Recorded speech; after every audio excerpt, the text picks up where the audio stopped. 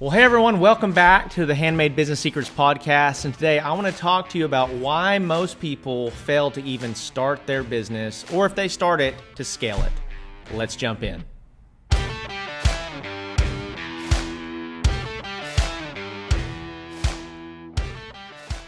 All right, everybody, welcome back. As always, so grateful for your time and your attention today. And I know that you could be anywhere, doing anything, listening to anything. So I value you lending me your ear. And I hope that this benefits you in some way. Hey, if you're on YouTube, if you've watched any of my videos at all, please subscribe. Please leave me a comment. Let me know where you're watching from.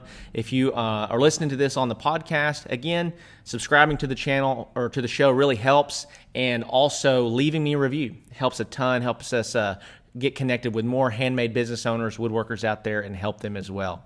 So today I want to talk to you specifically on why most people fail to start a business, or if they start, why they really fail to grow a business. I know that a lot of you guys, you that are listening to this, you lay in bed at night and you dream up and you think, man, if I could do this, my life would be so much better. Man, if I could quit my day job and do this full time, man, this would be incredible. Man, if I could grow this thing and get a shop, or if I could add employees, if you're anything like me, you're a dreamer. You like thinking and considering the possibilities. You know, I always tell everyone that I talk to, probably my greatest strength and my greatest downfall is I am enamored with what's possible, enamored by what could be. You know, and so I always think, man, I could grow it this big. We could do this much. We could have this much impact. I could provide this much for my family. Like all these things, right, that you're thinking of. I'll never forget, I was talking to somebody one day, and he said this to me. I was talking about everything that I wanted to do and all the things that I was trying to do. And this was several years back, and I actually hadn't done a lot of those things. And he told me this, and he said, most people would rather keep a dream than trade it in for a reality that could potentially fail. And what he was saying in this is so profound, because it's like, it's so much easier to sit in bed every night and dream of what could be than it is to actually implement the strategy or implement a plan and try it with the risk of it failing, because then our identity is hinged on, well, I tried and I failed. And the number one thing I would say for most people is that they are terrified of failure. And I used to be one of those. You know, I think we go to school when we're growing up, and in school you get celebrated when you win, corrected or ridiculed or whatever, or you know, you get bad grades or whatever when you fail, right? And so we grow up and we start to believe that failure is a terrible thing. But failure is absolutely necessary on the road to success. You know, you hear people say all the time, well, failure's not an option. Well, if you're going to be successful, failure has to be part of the plan, because you're not going to get it right every time. And your resolve to continue moving forward through failure is ultimately what's going to allow you to start a business or grow a business. And so the number one thing I would say right out of the gate is that most people are terrified of failure. They don't want to fail because they're afraid of what their friends are going to say, what their mom or dad's going to say. They're afraid of what people are going to say. And the problem is that most of the time, the people that have the strongest opinions have no other input into your life other than their strong opinion. And I'll just share a little bit of my story. So, you know, back in 2017, I really felt like, man, I need to start this woodworking business. This is the route that I'm going to take. And I'll just be completely honest with you guys. Almost everyone in my life was like, oh, you can't do that. You're not going to make any money doing that. I tried that. I couldn't do it. You're going to get all these voices in your head or in your ear about why you can't do something. And I had to determine in that moment that I could not value everyone's opinion. Now, you can't say I don't value anybody's opinion. You need to, if you're married, you better value your spouse's opinion. If you are submitted underneath the spiritual authority, if you're in a church or you're on staff somewhere, or they should have some type of voice in your life. Depending on your relationship with them, you should have a mentor. You should have somebody that gets to speak into your life. But you gotta vet these people, and you gotta know that, do they want what's best for me? Are they on my side? Are they on my team? And are they going to help me see around the corners that I can't see? So it's like you got to choose whose opinion you value. There's a saying in like the jiu-jitsu community, and I don't do jiu-jitsu, but they always ask, what's the hardest belt to get? Because you have all these different belts, and we know like black belt, but you start with a white belt and you end with a black belt. And so the main question that they always ask is, what's the hardest belt to get? And everyone, of course, says, well, it's the black belt, right? And they say, nope, it's the white belt, because most people never start. Most people never, ever get started. They think about it, they talk about it, they dream about it, but they never actually do it. And so your life will not change based on your dreams. I just want to say that. Your life will change based on action, concerted, focused action that is aligned with your dreams and aligned with what you feel like you're supposed to do, what God's calling you to do. This is the last thing that I would just say in this podcast, and this is going to be a shorter podcast. I like to keep them 10 to 15 minutes long just so you can kind of get through them. But most people are so afraid to put themselves out there because of the negativity around it. And this is something that even with me producing this podcast, even with me producing now more content on social media, we take lots of these pieces out of the podcast and put them on social media, Instagram, TikTok, Facebook, YouTube, those sorts of things. And so with me just in the last week, this is my second week recording content and videoing it and putting it on social media.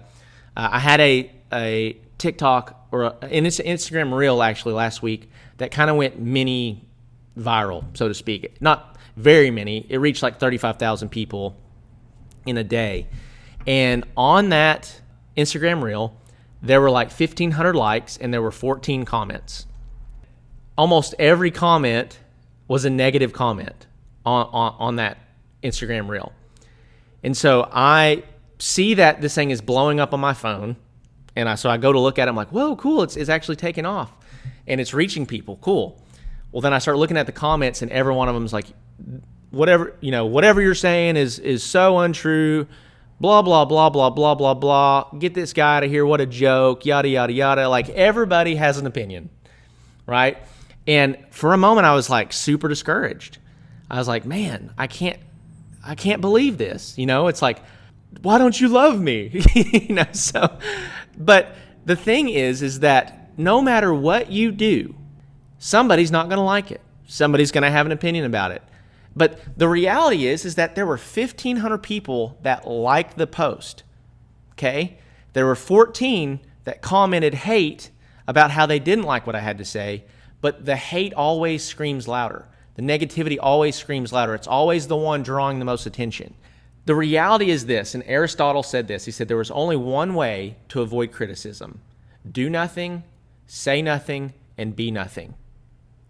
That's the only way to avoid criticism. And most people live their life that way. They're so afraid of criticism. They're so afraid of negativity. They can't handle the negativity that comes when they put themselves out there. That's why they never do. And so my whole point of this podcast is to talk to you about why most people never start. And if they do start, they don't grow. And it's because fear of failure, fear of what other people think, and they're afraid of the criticism, that it's gonna crush them. And the reality is if you're not resilient, if you don't develop a strong mindset around pursuing your dreams and building the life that you want, then it will crush you. So you have to get a really clear vision of, what do I want? What do I want my life to look like? What do I want my legacy to look like? What do I want my kids to remember me for? What do I want my relationship with my wife to look like? What do I want my relationship with my friends and my family to look like?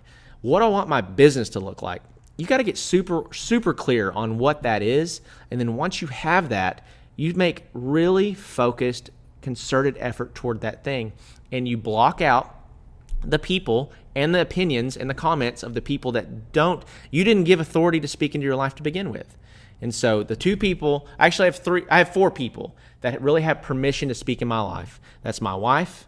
I believe that our spouses a lot of times are the second voice of the Holy Spirit. I believe that she absolutely can see things that I can't see. I'm by nature an optimist. She is what she would define as a realist.